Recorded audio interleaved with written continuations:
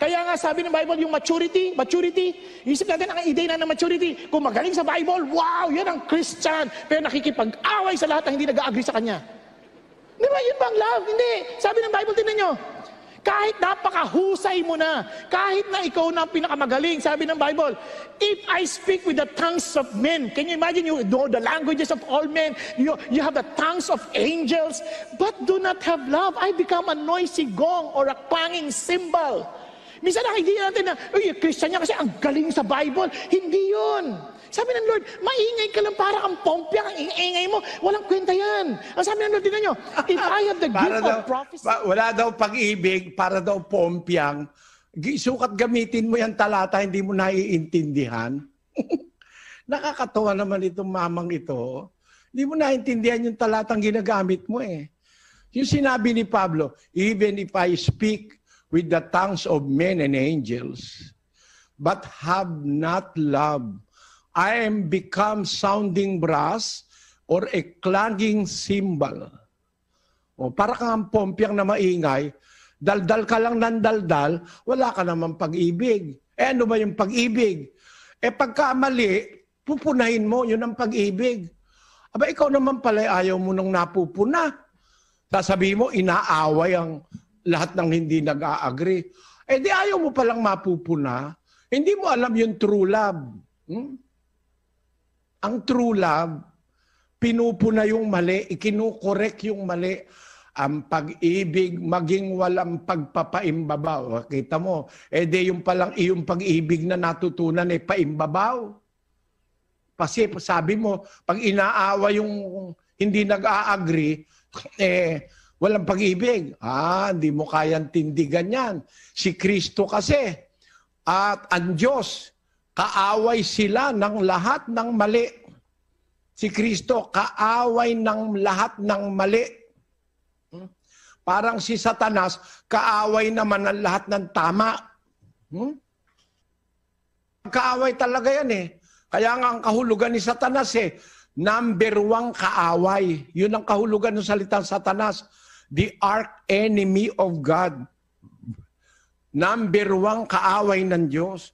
May away talaga. Ang Diyos nga nag-umpisa niyan sa Eden Nung naloko nung ahas o ni Satanas si Eva, sinabi ng Diyos, pag-aalitin ko kayong dalawa, ikaw at ang babae.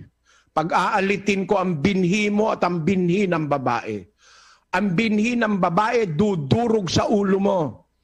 At ikaw naman ang dudurog sa sakong. Makakadurog din si Satanas. Sakong lang.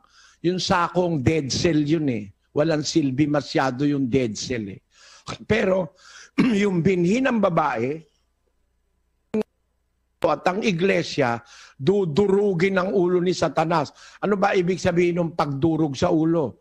Pag dinurog ang ulo, hindi pwede yung hahaplos-haplos ka. Ay kapatid, mali ka dyan. Pero ginagalang kita. Pero mali ka dyan. Ganun ba? Pagdurog, para madurog mo ulo ni Satanas, kailangan talaga yung mabagsik na salita. Tapos sasabihin mo, walang pag-ibig. Ang Diyos ang may sabi niyan Wala bang pag-ibig ang Diyos? Pag-ibig nga ng Diyos yun, dapat madurog ang ulo ni Satanas. Basahin natin sa Roma. Ang dudurog dyan yung tunay na iglesia sa Biblia. This is says 20 ng Roma. At si Satanas ay dudurugin ng Diyos ng kapayapaan sa madaling panahon sa ilalim ng inyong mga paa. Kanyo? Sabi ng Diyos sa iglesia ng una, si Satanas dudurugin ng Diyos ng kapayapaan. Si Kristo yon. Dudurugin niya Satanas sa madaling panahon sa ilalim ng inyong mga paa. Sa ilalim ng paa ng iglesyang totoo. Madudurog ng Diyos at ni Kristo si Satanas. Durugan yan baka sabihin mo naman, durugista ko. Salita ng Diyos yan. Siya ang dudurog sa iyong ulo. Madudurog ang ulo ni Satanas ng iglesia o ng binhi ng babae na si Kristo at ang iglesia. Hindi mo alam yan talaga Kung alam mo lang yan, sasabihin mo, ba't inaaway mo kayong hindi nag-agree sa'yo? Pag mali, dapat talaga awayin mo. Ituwid mo. Ituwid mo yung mali. Magsalita ka laban sa mali. Gaya ng ginawa ni Kristo. Mga eskrib at pariseo, mga ano kayo, mga sinungaling kayo, mga bulag kayo. No? Pinapaputi nyo yung labas ng libingan. Ang loob, puro man naman mga uod at mga kasuklam-suklam. Malinis ang inyong saro sa labas, pero ang loob, puno ng dumi. O, kita mo? Kayo mga bulag na taga-akay, mga eskrib at mga pariseo, ang dai-dain talata. Ibig sabihin, inaaway sila ni Kristo. Walang pagmamahal si Kristo. Tamo? Di ginagamit mo yung Biblia mo, hindi mo naiintindihan. Natin yung aral niyang Christ Commission Fellowship na yan, kung nasa Biblia. Yung mga miyembro, makinig kayo. Huwag kayong papabawal sa pastor nyo. Palagay mo, galit ka sa akin. Sige, magalit ka na lang, kapatid. Pero, pakinggan mo yung sasabihin ko nasa Biblia. Hindi tinuturo sa'yo ng pastor mo Kasi yung pastor mo, nagpapakunwari, siya may pag-ibig, hindi siya nang aaway. Ako raw, walang pag-ibig dahil inaaway ko raw yung hindi nag-a-agree. Pag hindi ka talaga nag-a-agree sa Biblia, aawayin kita talaga. Ibubulgar ko ang kawalanghyan mo. Pagka nagtuturo ka ng iba sa nasa Biblia, yun ang tunay na pag-ibig. Hindi nagagalak sa kalikuan. Hindi nagagalak sa mali, kundi nakikigalak sa katotohanan. Yan ang tunay na diwa, ng tunay na pag-ibig na nasa Biblia. Pag mali, hindi ka hasang-ayon. Hindi ka magagalak, hindi mo ikakatuwa yung mali. Magagalit ka talaga sa mali. Yan ang tunay na pag-ibig. Tandaan niyo po ang talata, mga kapatid, Roma 12:9, tapos 1 Korinto 13, at ang bersikulo ay 4 hanggang 6. Yan ang tunay na diwa ng pag-ibig. Pag mali, hindi ka kukumporme. Pupunahin mo mali. Gaya ng ginawa ni Kristo. Pinuna niya ang mga mali. Inaway niya yung mga mali. Kaya nga siya pinako sa krus Napikon yung mga kaaway niya. Bakit ba si San Esteban binato hanggang mamatay? Kasi yung mga mali, pinuna niya Nakipagdiskusyon siya dun sa mga sinagoga ng mga Libertino, Sireneo, Alejandrino, taga Cilicia, Asia. Nakipagtalo sila kay Esteban. Inatake ni Esteban yung kanilang mga pinagagawang mali. Ano nangyari? Di sila makalaban kay Esteban sa Biblia. Ang ginawa, binato na lang si Esteban. Yan dapat alam ng mga ngaral yan na talagang hindi mo papailalim yung katwiran ng Diyos sa katwirang inimbento lang ng tao. Pag mali, pupunahin mo. Yun ang sinabi ni Pablo. Ang nagkakasala, pangusapan mo sa harapan ng lahat upang ang iba'y mga takot. Nasa Biblia kasi yan 5:20 ng unang Timoteo. Sila na mga nagkakasala ay paalalahanan mo sa harapan ng lahat upang ang iba na may mga takot. Ka nagwawalang hiya, gumagawa ng hindi tama, paalalahanan mo sa harapan ng lahat. No? Sa harapan ng lahat. Kaya nga ako binabanggit ko kayo kasi kayo nag-umpisa Utos kasi ng Diyos yan sa mga ngaral. 58:1 ng Isayas. Pakinggan nyo. Humiyaw ka ng malakas, huwag kang magpigil. Ilakas mo ang iyong tinig na parang pakakak at iyong ipahayag sa aking bayan ang kanilang pagsalangsang at sa sangbahayan ni Jacob ang kanilang mga kasalanan. Humiyaw ka, sumigaw ka. Ilakas mo ang tinig mo parang pakakak. Ipahayag mo ang kanilang pagsalangsang sa aking bayan. Kita mo, panluloko, pandaraya, pagliligaw, dapat ipahayag yan, utos ng Diyos yan sa mga ngaral na sa Diyos. Talagang ipapahayag mo yung mali na ginagawa nila. Yan po ang ginagawa natin mga kapatid. Wala naman tayong masamang intensyon Sabi ko nga sa inyo, alam ko kasi maraming magagalit sa akin pag sinabi kong mali yung binyag ng Katoliko. Wala naman bayad ang binyag sa Biblia. Pag sinabi kong mali yung yung limbo, bibinyagan ng bata kasi pag hindi bininyagan, pupunta raw sa limbo. Pag sinabi kong mali, kasi talagang mali yun, wala sa Biblia yun. Inamin nga ng Papa sa Roma yan hindi naman totoo yan limbo marami nang galit sa akin. O ngayon, ano ba kung magalit kayo? Basta marinig nyo lang yung totoo. Okay na ako noon. Kahit itakwil nyo pa ako, basta't wag lang kayong gumawa ng masama, sabi ni Pablo. Tinanin nyo itong pagmamahal ni Pablo sa tao. Sabi niya dun sa 2 Korinto 13:7. Pakinggan nyo mga kapatid. Ngayoy idinadalangin namin sa Diyos na kayo'y huwag magsigawa ng masama, hindi upang kami mangakitang subok, kundi upang gawin ninyo ang may karangalan, kahit kami maging gaya ng itinakwil. O kahit itakwil mo pa ako, kapatid, kagaya ng mga apostol, kahit na itakwil nyo kami, ang aming layon, huwag kayong gumawa ng masama. No? Hindi para kami makitang subok, kundi upang gawin ninyo ang may karangalan. Kahit kami gaya ng itinakwil. Palagay mo na, galit ka sa akin, okay lang sa akin yun. Hindi naman ako maaano kung magalit ka sa akin. Buong mundo, lahat ng miyembro ng CCF magalit sa akin. Wala namang epekto sa akin yung magalit kayo no? Pero ang intensyon ko, makita nyo na niloloko kayo. Dinadaya kayo. Hinihingang kayo ng ikapo. Hindi naman aral ni Kristo yan. Batas ni Moises yan sa lumang tipan. Sa bagong tipan, ang batas, mag-aabuloy ka, magbibigay ka, kusa. Hindi ka didiktahan ng kahit na sino. Magbibigay ka ayon sa pasya ng iyong puso. Kaya lahat ng iglesyang nagkukuha ng ikapo ngayon, sa demonyo yung mga iglesia na yan. Hindi naniniwala kay Kristo. Sabi ni Kristo aral ni Kristo, magbibigay ayon sa pasya ng puso. Nung nagbibigay, hindi yung binibigyan ng magpapasya.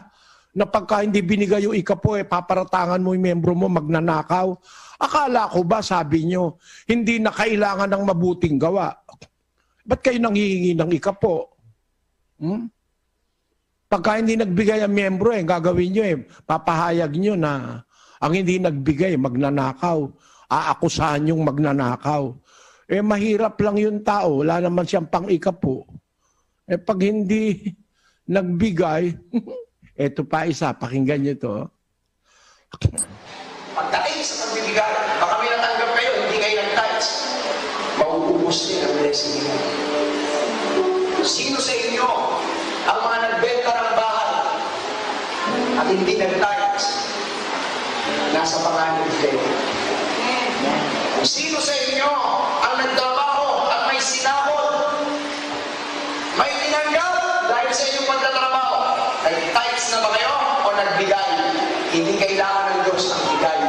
Ang kailangan ng Diyos, tithes. Yung kawalang yan, hindi raw kailangan ng Diyos yung bigay. Ang kailangan daw niya, tithes. Kontra kay Kristo ito, antikristo ito. Bakit? Abay, ang sabi ni Kristo iniibig ng Diyos ang nagbibigay na masaya. Hindi naman sinabi, ang iniibig ng Diyos ay nag-iikapo. Hindi yon. Ang iniibig ng Diyos, nagbibigay na masaya. Paano sila kung magbigay? 8:3 ng 2 Korinto. Sapagkat ayon sa kanilang kaya ay nagpapatotoo ako, at higit pa sa kanilang kaya ay nagsiabuloy sila sa sariling kalooban. Ayon, nag-abulo yung mga unang Kristiyano, sariling kalooban. Hindi ikapo. Asan ngayon yung ikapo mo? Panahon pa ni Moises yan Pero mo ayaw kayong umalis sa ikapo dahil malakas pagkakwartahan ng ikapo ng mga pastor. Dito nga sa Brazil meron ditong isang yung superstar sa football, superstar. Ang kita niya sa isang taon, 100 milyong euro. Sa isang taon, 100 milyong euro. Magkano yung ikapunong 100 milyong euro, kapatid na Josel? 10 million pong euros yon, Brad Eli. 10 million euro. More or less, 60 million pesos yun. Ano? Opo. Tamo, isang tao pa lang may 60 million na agad yung pastor. Kaya hindi nila mabitawan yung ikapu eh. Alam naman nila sa panahon pa ni Moises yan eh. No? Kaya yung mga nag-iiglesia kayo ngayon, ang mga pastor nyo ay hinihingan kayo ng ikapu, nako, sigurado manluloko yan. Kasi hindi yan ang batas ni Kristo. Ang batas ni Kristo, nasa bagong tipan, mag-aabuloy ka, magtutulong ka sa iglesia, ayon sa iyong pasya ng puso, sa iyong sariling kalooban. Ayan, yan ang batas ng Diyos. Ngayon, ba't ko sinasabi ito? Dahil wala akong pag-ibig, inaatake ko kayo. Yan na nga ang pag-ibig eh. Na ituwid yung mali para wag kayo naloloko. Yan. Naintindihan mo ba yan, kapatid na Josel? Eksakto po yung sinasabi niyo, Brad Eli, sa Biblia. Kaya ang pag-ibig, yung pong ginagawa ninyong ituro yung tama. Ito pong iba, kagaya nitong pastor na ito, ang ginagawa po nila, hindi pag-ibig, galit po yan. Ang pag-ibig nila nasa pera ng tao. Pero yung tao hindi po nila mahal, hindi liligaw po eh. Ang kanila pinatutupad na aral, hindi tama sa Biblia. Utos lang nila, hindi po utos ng Diyos sa ating panahon. Tingnan ninyo ang nangyayari. Mabuti nga po ito na buksan po ninyo, Brad Eli. Dahil dito po tayo dapat matuto, mga kababayan. Di ngayon, pipiliin natin si Brad Eli po. O kaya itong mga pastor na ito na mga kung ano-ano pinagsasabing wala sa Biblia. Pero nagpapanggap na may pagmamahal. Nakakubli sa salita. Ginagamit yung Biblia nga eh. Opo. Binabasa pa yung kay Pablo eh. Kahit na ikaw magsalita ako ng wika, wala naman akong pag-ibig. Ako pare ka, pompyang na maingay. Hindi niya naintindihan yung sinasabi ni Pablo. Pag wala kang pag-ibig, walang kwenta ka, walang silbi. Ano yung pag-ibig? Yung pag-ibig, hindi nagagalak sa kalikuan. Kaya pag mali, nilalabanan ni Pablo pag mali. Ngayon, ipipinta mo ba ngayon si Pablo at saka si Kristo? Walang pag-ibig dahil inaatake yung mali. Maling interpretasyon yan sa Biblia. Yan, dyan kayo. Along those lines, mga kababayan, mag-isip kayo. Kaya, pwede kayo mamili. Iglesia na hindi nang aatake, pero niloloko kayo. O iglesyang nagsasalita ng prangka, pero nagsasabi ng totoo. Alin ang ikaliligtas nyo? Yung binobola kayo? O yung pinagsasabihan kayo ng prangka na totoo, na kahit masakit sa inyong tenga, sinasabi sa inyo yung totoo, alin ang ikaliligtas nyo? Alam nyo mga kapatid, kung maalam ka sa Biblia, kung naintindihan mo ang mga teksto at konteksto ng Biblia, hindi ka magagalit pagka pinupuna sa iyo ay mali. Utos ng Diyos yun. Punahin ang mali, ituwid ang mali. Yun ang talagang layo ng Biblia. Kaya ipinasulat para magamit sa pagtutuwid sa mali. 3:16 ng 2 Korinto. Ang lahat ng mga kasulatan na kinasihan ng Diyos ay mapapakinabangan din naman sa pagtuturo, sa pagsansala, sa pagsaway, sa ikatututo na nasa katwiran. Ang lahat ng kasulatan mapapakinabangan sa pagtuturo, sa pagsansala. Ano ba ibig sabihin ng pagsansala? Abay, papahintuin mo yung mali. At sa pagsaway, yun, sasawayin mo yung mali, sasawayin mo yung hindi tama, sasansalain mo yung hindi totoo. Yan ang nasa Biblia. Hindi mo papabayaan na niloloko na yung kapwa mo tao, hindi ka pakikibo. Na pagka kumibo ka, sasabihin sa'yo, wala ka ikang pag-ibig. Inaaway mo kayong hindi nag-a-agree sa'yo. Mali ka dyan, mama. Ang inaaway ko, yung hindi nag-a-agree kay Kristo. Kasi ganun ang sabi ni Kristo. Ikaw naman, di ka nag-a-agree kay Kristo. Sabi ni Kristo, magbibigay ayon sa pasya ng puso. Iniibig ng Diyos, nagbibigay masaya. Tapos sasabihin mo naman, ayaw ng Diyos ng bigay. Ang gusto niya, tithes. Tinan mo, alam na alam mong wala sa Biblia, sinasabi Ulit.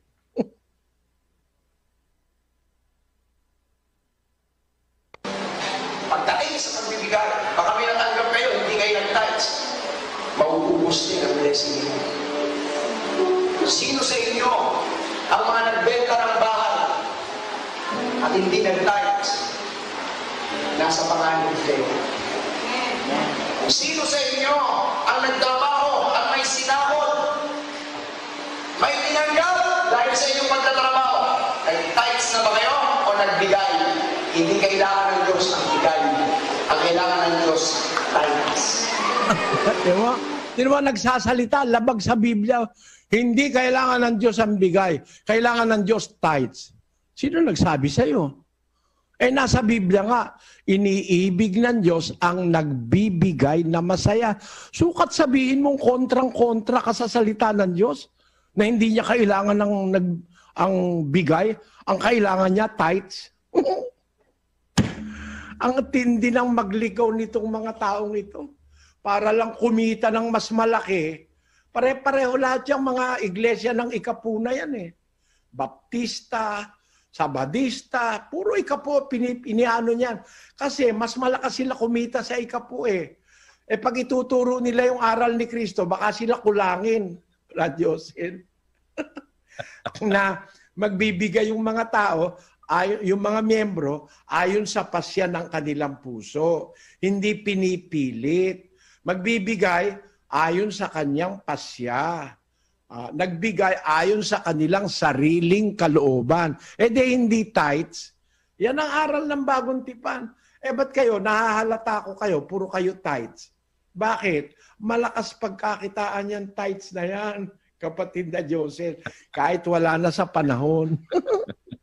Ayan. Ako lang naman ang nagbubulgar nito eh. Kasi yung iba, di naman nila pupunahin yan eh. Kaya sa akin galit ang mga tao. Pinapagalit pa lalo. Para wag akong pakinggan. Inaawa yung mga ibang tao, wala ikang pag-ibig. Hindi ka marunong ng pag-ibig na nasa Biblia. Ang Diyos na pag-ibig, pag mali, hindi siya sang-ayon. Galitan Diyos pagka mali, galit siya ron. Ay, naku.